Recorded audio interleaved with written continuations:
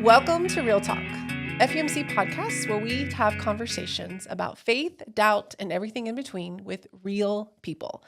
I'm your host, Reverend Thea Curry-Fuson, and I'm so excited today to have Miss Suzann Whitlow, an assistant principal at C.J. Harris Elementary, one of FUMC Pearland's partnership schools. And I just want to go ahead and jump right in and let you introduce yourself, and then maybe just describe for us a day in the life of an assistant principal. Okay. I'm Suzann Whitlow. I'm an assistant principal over at C.J. Harris Elementary.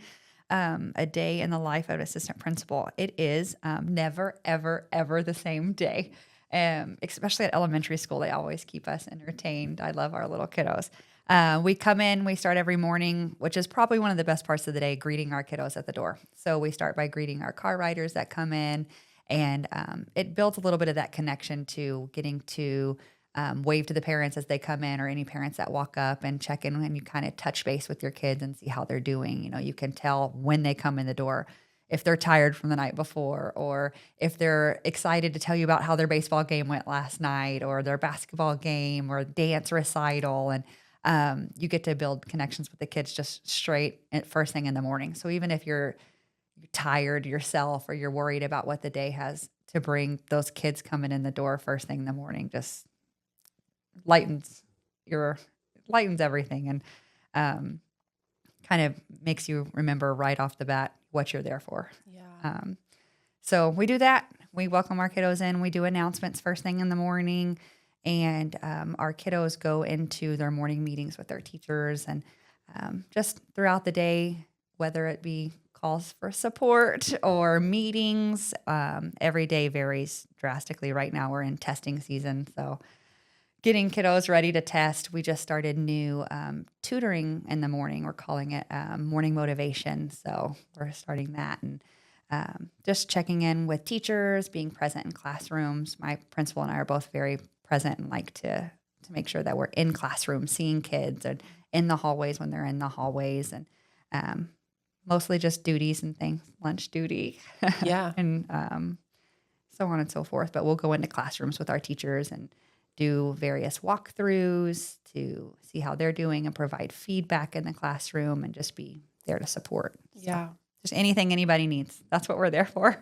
I love how you said you start the day with kind of just greeting the kids and welcoming them, and that you get to like instantly just share that connection. And even as I imagine that, I'm also just kind of just feeling that connective energy you bring in the room. Like you're just full of sunshine and joy, and what a gift that is. And I was reminded that actually just this past Sunday, we did a service project to partner to support your school, providing snack bags for children who might need that over long breaks, where they might not have as much access to food because they're used to getting free breakfast and lunch at school every day. But one of your PTA members pointed out that there is last year, right, new principal, new assistant principal, and a new counselor. And she herself had just seen a drastic change from this new leadership, this new administration.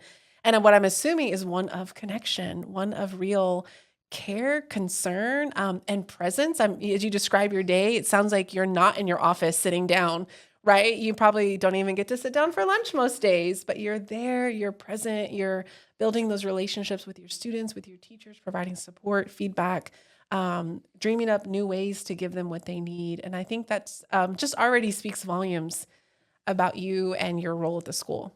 Well, thank you. I do appreciate that. That is always the goal. And of course, I know there's always room for growth, but we always want to do what we can and come up with creative ways to give the kiddos what they need and give the teachers what they need too. Yeah. What are some of the unique challenges that C.J. Harris is facing? Tell me a little bit about your school, your families. What are their needs? What are some of the unique challenges they are seeing? We do still see, and I think it's in education in general, we do still see that there are some knowledge gaps. And so trying to make sure that you're meeting the needs of every student in a classroom can be very challenging for our teachers. And students' needs they vary greatly. And so we have students who might have, social emotional needs, and then we have students who might have academic needs, and then what those academic needs are. So trying to meet all of those needs can be a huge challenge. And so we want to make sure that we're supporting our teachers and helping them dive deep into figuring out what those needs are. Some of those needs are basic needs, like they may need extra snacks over long breaks. They may just, be hungry or tired or be off schedule, and for whatever reason that may be. And so trying to make sure that our teachers also touch base first thing in the morning or when they're walking into their classrooms to make sure that they know what their kiddos need on that social emotional level. But then also we've incorporated this school year, we're doing weekly data meetings with every grade level. And so we talk about their reading data and what specific areas that a student might be struggling with. And we go kid by kid. So we make sure we're hitting every single student. As a Title I school, we actually do get extra funds where we can provide tutoring. So we've been able to provide push-in tutoring all year to make sure that we're addressing those students' specific learning needs as well. But it's kind of a giant puzzle piece. And if you don't hit their social emotional needs, then you can't always necessarily get to the root and try to fill those gaps. And so that's a unique challenge that we have. It's not too unique. Yes, every campus has to meet the needs of their students. Don't get me wrong, but we do have a very diverse set of needs, and students needs vary greatly in our classrooms. And so just trying to make sure that we're giving them that support. And that's why we continue to come up with other ways to help meet those needs, whether that be these new, we just started them this morning, actually, the morning motivation where we're having those math tutoring because we've noticed that math is, academics is a need on our campus and trying to focus on that. So, yeah. Well, with everything you're describing about your children and families and all the work that you're doing, it still just sounds like a lot. A lot for one team of administrators, one team of teachers even. And so how have, partnerships helped? Where have you seen your school be willing to let people in, and how have that really made a difference? How has that made a difference? it's made a huge difference because it is a lot to take on, and we can't do it all by ourselves, and the teachers can't do it all by themselves. You'd be shocked how many teachers will buy snacks for kiddos or stuff their backpacks full of food or wipes or whatever it may be that they need before a break. And it can't all fall back on the teachers. And then it can't all fall back on administration or the budgets that we have and things of that nature. So partnering with people in the community has been huge. One, it helps build that sense of community. It shows that we're in this together. We're here to support our kids. They're our future. Yeah. And we want them to know that they're loved and they're supported not only by their families, but by us as a school and by their community. And we can kind of teach them where that comes from. We've been super blessed to be partnership with you guys, of course. And several other people have reached out as well. And kind of saying yes more to as much as we can. Of course, there's always going to be limits and constraints and things, but saying yes more has helped provide so much more and open so many more opportunities, whether that be incentives for attendance or prizes. We have people who sometimes will donate coupons for birthdays. And so we call out birthdays every day on the announcements, and students come up and they get their birthday pencil and their birthday surprise. And whether it's a coupon to Chick-fil-A or wherever, right? The kids love that. And they love that other people are supporting them in their academics. This morning in our tutoring, we were able to say, thank you for coming to Morning Motivation, and give them a coupon to Whataburger, or you can win prizes that way. But it's made a huge difference with our kiddos. We've noticed, I think it's opened up the door for more people to ask for help too. And more people to say, hey, I do need assistance. That part's hard. We do have a higher percentage population of low social economic status, but we don't report as many as we possibly have. And it's not necessarily us, but if a family decides not to share that, I understand. But we want them to know that we're not here to judge. We are here to support. And if we have support behind us, we can support even more. And so having you guys help with things like that has been huge. Yeah. It's so interesting. Even just something like, I would have never thought, just a coupon, just a birthday certificate, like those little things really matter. It tells those kids, one, they're seen and that they're valued and that they're worth celebrating. But you also said, you've had to learn to say yes. You've had to learn to allow people to help. What are the fears? What are the concerns? Why would you or why do others, maybe sometimes hesitate about partnering and letting other people come in and help? I think we're just scared to be told no, or, and I don't know if that's a community aspect or a school aspect. And there are certain things that, we can and can't do, but allowing people in the community to come in and help, whether that mean pack backpacks and whether that mean, come work in the garden or donate whatever they would like to donate or time. I know that sometimes the no comes from, having volunteers on campus during a school day. Sure. Sure, you have to have the background checks and things of that nature. But working with LaShonda Pernetter is our principal, right? And working with her, she's been very open to the yes and very like, come on, anybody who wants to help out. And having that like collaborative approach with the community has kind of taken away that no.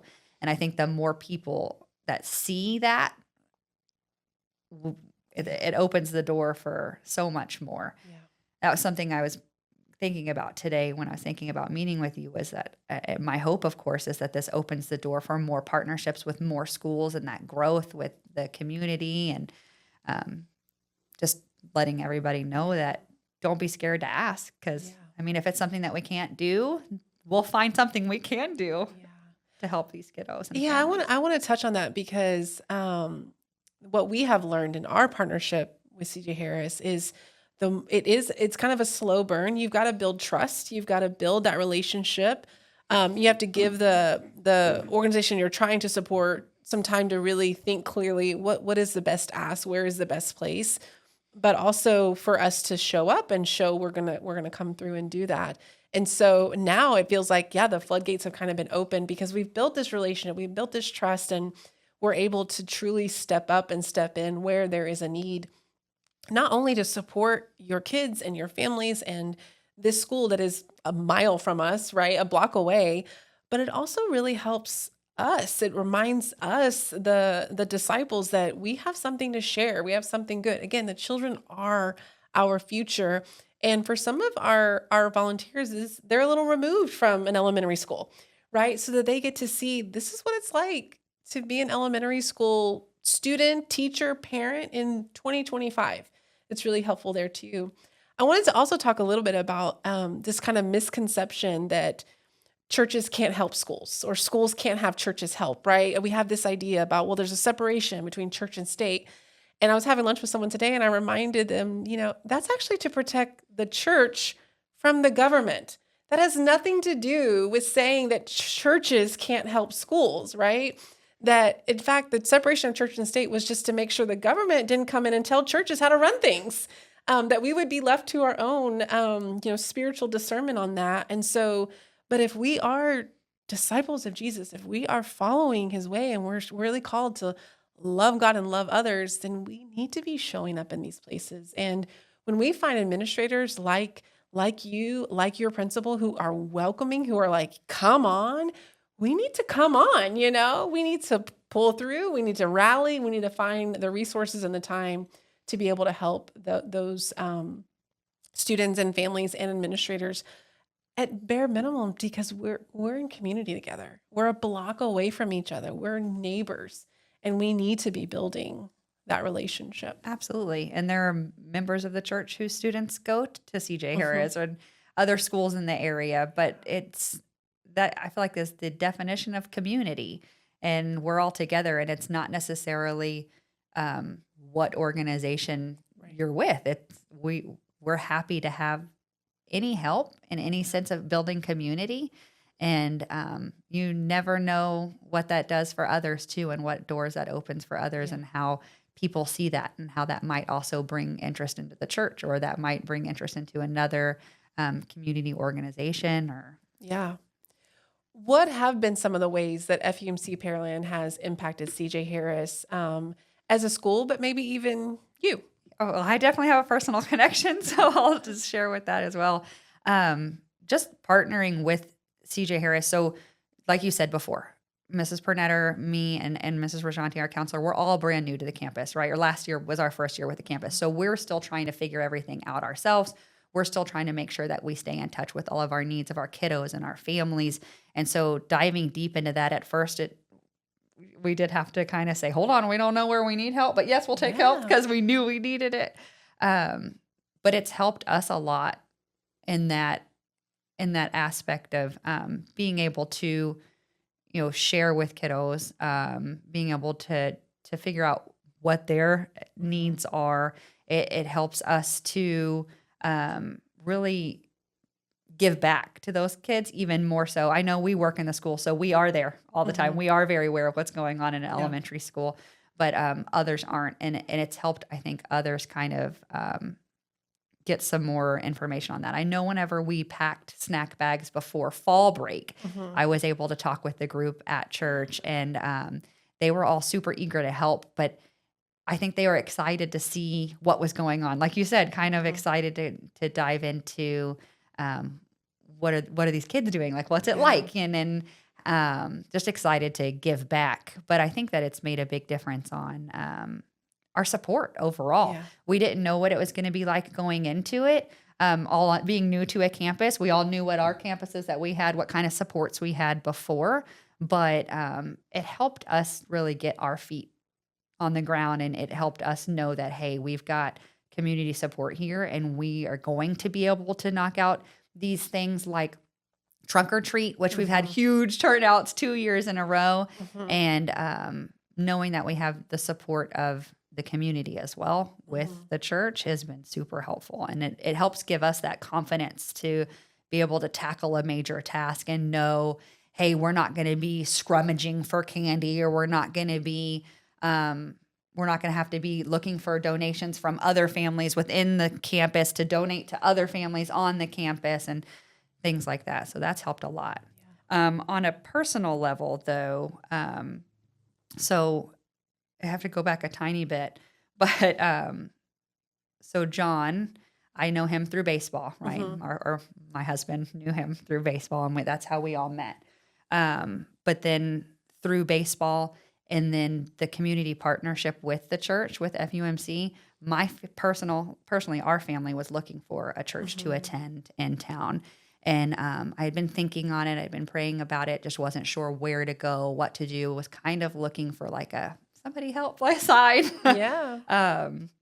And I actually attended a funeral at FUMC. And I know that sounds really odd, but the culture and the vibe and the feel that I got from going to the funeral was so welcoming, and it was just the feel, I guess, the whole feel of the service and the atmosphere. While I was there, I was thinking, maybe this is it.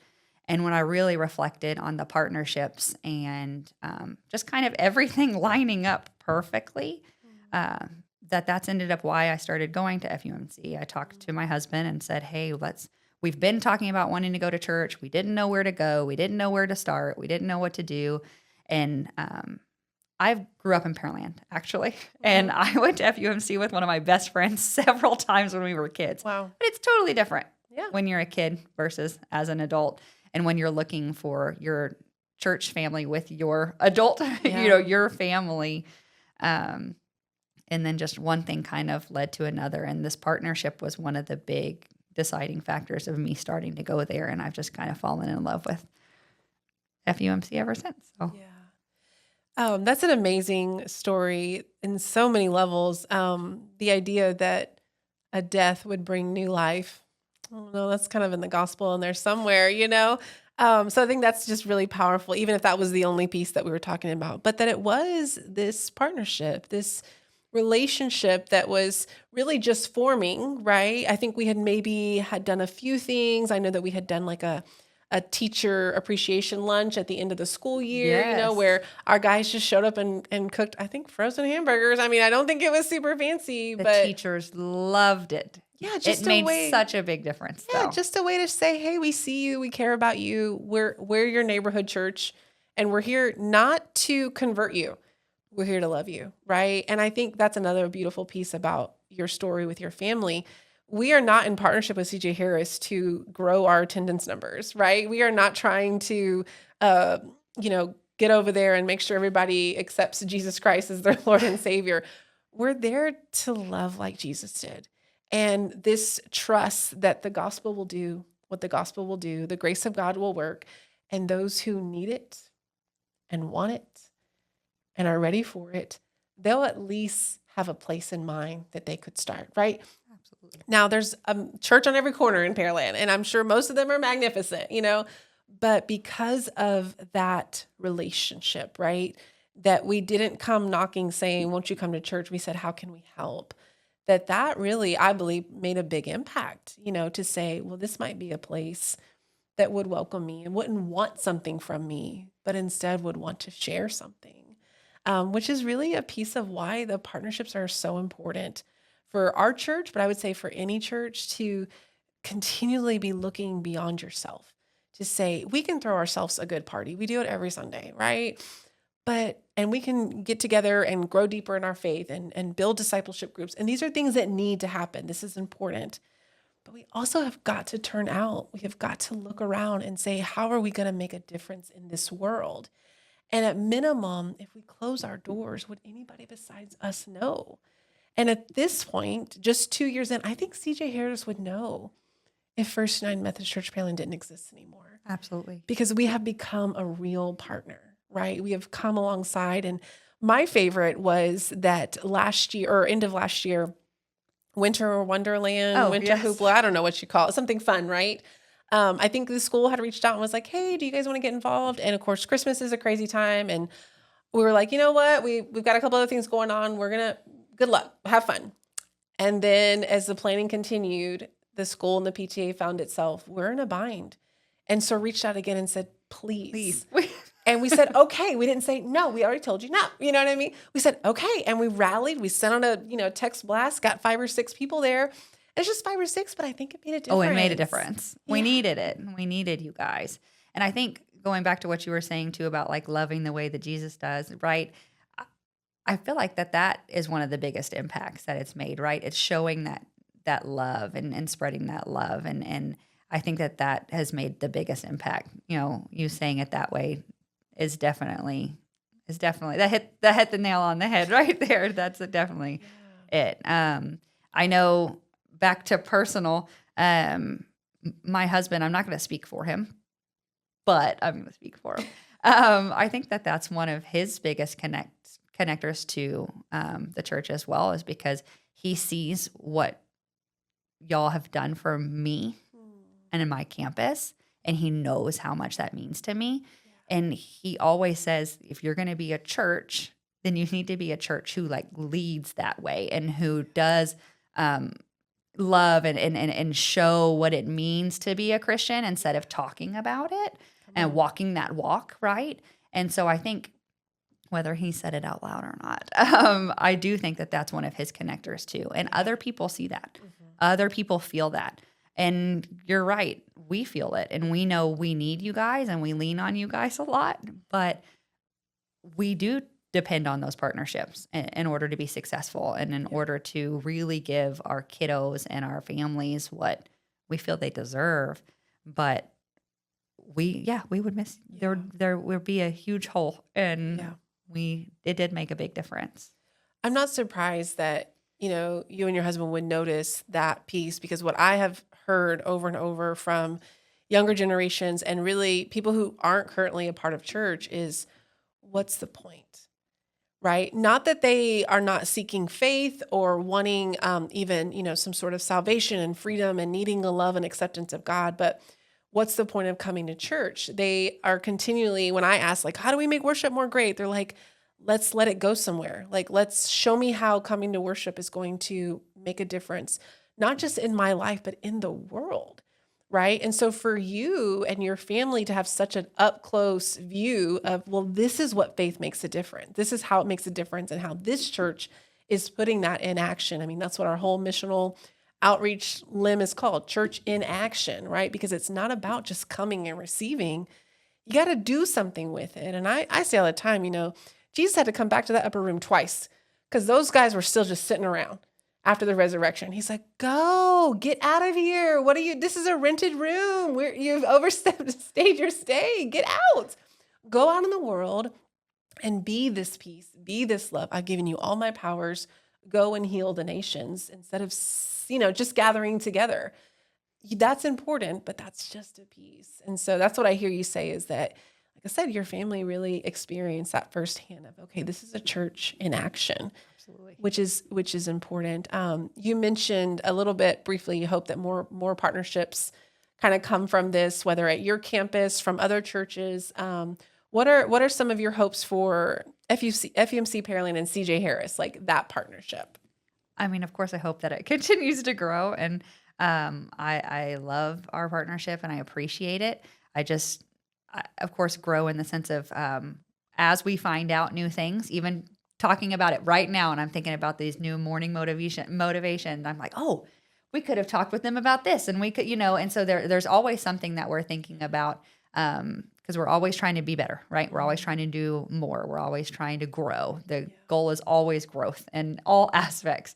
And so in any ways that you guys can help us on that journey, of course. And we know that we can rely on FUMC, and I hope you guys know that we need you and that we love you and we support you too. But I kind of hope it grows both ways because I'm, in the middle and in the sense of I'm a part of both communities.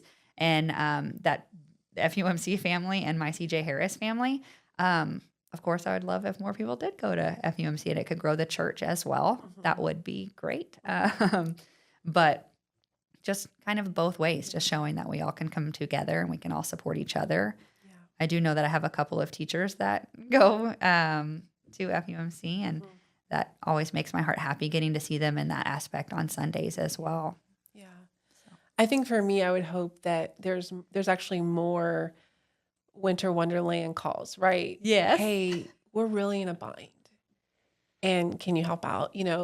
Or even, God forbid a tragedy hits a family, and you can call and say, hey, they've lost everything.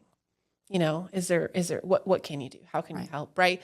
I think that's a sign of a real partnership, a real relationship when you can call somebody in a tough spot and ask for maybe something big, knowing that even if we have to say no or not yet or not like that, that you can ask, right? I think that's really, really powerful. And that shows that there is a strong bond. It's just like in a personal relationship, if you can call somebody at 3 a.m. with a flat tire, like absolutely, that's a sign that your relationship's pretty strong, absolutely.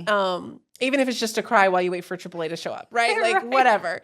That they're going to answer. There's a country song that find out who your friends are, right? Exactly.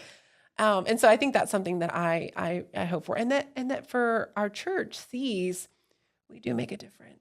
Absolutely. Even if it doesn't result in more people on there on Sunday, that we are making an impact in people's lives. We are being the gospel that we preach and teach, and I think that's really, really powerful and transcends what can happen on a Sunday morning. So those are some of my hopes for our continued partnership. What would you suggest to other churches, other schools about making relationships with other churches and other partners? And then what would you suggest for churches to do, for our broad listeners? Yeah. Just be open and be honest and be willing to have those conversations. Yes, it takes time to build relationships. And yes, it takes time on both sides, right? For the church to figure out what school to support and, what those needs are and where those needs are. Same thing for the school. How can somebody help support and what can we get, how can we get them involved? What can they do? But just be open and willing to having those conversations, really. Because my hope when I say other campuses as well is because it'd be great if we could just continue to grow, right? So, if we could start reaching other campuses as well, because the needs aren't only at elementary school and they're not only at CJ Harris, right? Yeah. Every campus has needs, whether that be elementary, middle, junior, high school. Everybody has needs. Some are just different than others. Every campus looks different, and that's okay. But we all do events. We all have families and students that we need to support. And so I feel like having just taking that first step of saying, Mm-hmm. hey, I'm going to contact whatever school, or hey, as a school leader, I need help. I might ask here, or, Yeah. and where to start. That sometimes is a hard part, but just having that conversation. And the worst that happens is you're told no, Yeah. one way or the other, right? But then don't stop there. Right. Don't stop there. Yeah. Keep pushing, keep trying, because you never know when it is going to be successful and you create a beautiful relationship like this, and that have impacted so many kiddos and so many families. Yeah.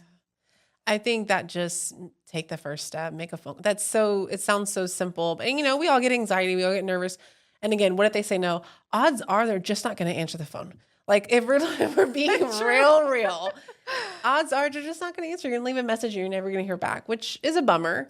Sure. But they're not. I mean, I doubt someone's going to yell and scream at you on the phone and hang up. And even if they do, it's just a boop. It doesn't. You don't have to hear the receiver, hitting the holder anymore. And so I would say the same thing to churches, to organizations. If you have a school nearby, if you can see a school out your window, walk over and say, I'm your neighbor, and I just want you to know I'd love to talk about a partnership with you. Is there something that you need? Now they might ask, yeah, we need $50,000 for a new soccer field. And you can say, well, I don't have that, but would some new soccer balls help? Maybe we could get you 50 of those. There's always a place to grow and move. And then, again, the bigger picture and the bigger goal is you're being the love of Christ. You're being what you claim to believe in, without some sort of ulterior motive and desire. And if what I can already assume, like the hesitation is, well, we don't have time. Well, what are you doing? Right? Like, what are you doing that's taking so much of your time that you can't love your neighbor? That's Absolutely. a really important piece. Absolutely. What one piece of hope would you offer to anyone who's just wanting to learn more about how do they support schools? How can they be praying for CJ Harris and for our students, elementary students in 2025? Sure. I can share with you what I pray for every day during the morning announcements when we do a moment of silence. I pray for patience and understanding. That's something I think we all need, is patience and understanding, especially when you're working with children, and just trying to make sure that you take a moment to step back and see what it is. But if somebody else is out there praying for us, just of course our safety is always a huge one for me. But just that these kiddos have their basic needs met, and that they know that they're loved. I feel like if they know that they're loved, they're going to want to come to school every day. They're going to want to learn. They're going to be successful. And just that we all continue to partner together to best support our community and our kiddos. Yeah. I think that's a great place to start. Just start praying for the children in schools, period, or near you, or name a school. You don't have to, God knows your heart. You don't have to get super specific, but if you do, that would might be helpful too.